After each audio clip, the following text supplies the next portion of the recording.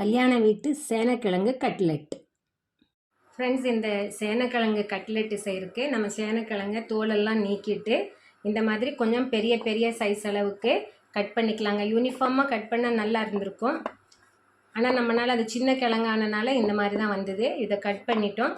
இதை நம்ம இப்போ கழுவி எடுத்துக்கலாம். கழுவி எடுத்துட்டு டைரெக்டாக நம்ம சின்ன குக்கர் இருக்கும் இல்லைங்களா, அந்த குக்கர். ஃப்ரெண்ட்ஸ், இப்போ நம்ம குக்கரை ஸ்டவ்வில் வச்சுட்டோம். நம்ம தேவையான அளவு எண்ணெய் விட்டுக்கலாம். தேங்காய் எண்ணெய் தான் நம்ம விட்டுருக்கோம்.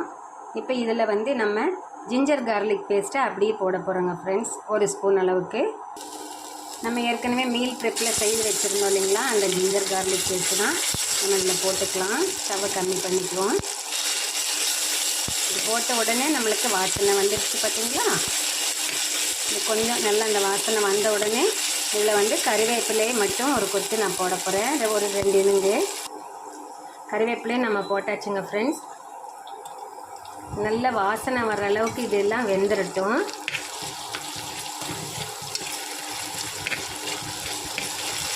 இப்போ இதோடவே நம்ம இந்த எண்ணெயிலேயே மீல் ப்ரெப்பில் ஒன்று அரைச்சி வச்சுருந்தோம் பார்த்தீங்களா,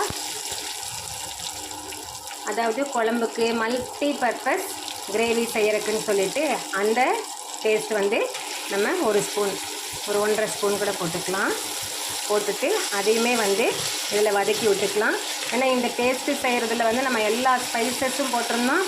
அதே மாதிரி தக்காளி எல்லாமே போட்டு கூட நம்ம அரைச்சிட்டோம். அதனால் இதில் வேறு எதுவுமே நம்ம கட் பண்ணி போட வேண்டியது இல்லைங்க ஃப்ரெண்ட்ஸ். இந்த காயம் மட்டும்தான் நம்ம இதில் சேர்த்த போகிறோம். இதை நல்லா கொஞ்சம் வதக்கி விட்டுக்கலாம், அந்த வாசனை நல்ல வாசனை வர வரைக்கும். இப்போ இதுக்குள்ளே நம்ம கழுவி வச்சுருக்கோம் இல்லைங்களா சேனக்கிழங்கு, அதை உள்ளே சேர்த்துடலாம். அந்த எண்ணெயில் வதங்கிட்டு இருக்கு இல்லைங்களா, அது கூடவே நம்ம சேர்த்துருவோம். இதில் நம்ம இப்போ உப்போ காரமோ போட போகிறது இல்லைங்க. ஏன்னா அந்த ஜிஞ்சர் கார்லிக் பேஸ்ட்டில் நம்ம உப்பு மஞ்சத்தூள் 2மே போட்டு அரைச்சிருக்கோம்.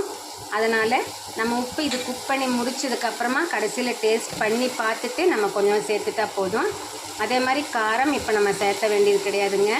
நான் மல்டி பர்பஸ் கிரேவி பேஸ்ட் போட்டேன் இல்லைங்களா, அதில் நம்ம ஏற்கனவே மிளகா, காஞ்ச மிளகாவையெல்லாம் போட்டு நம்ம அரைச்சிருக்கோம்.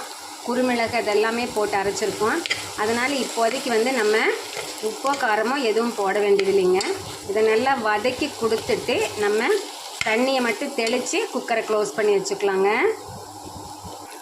நம்ம இதில் ஒரு 1/2 டம்ளர் அளவுக்கு மட்டும் இப்போ தண்ணியை சேர்த்துறேங்க.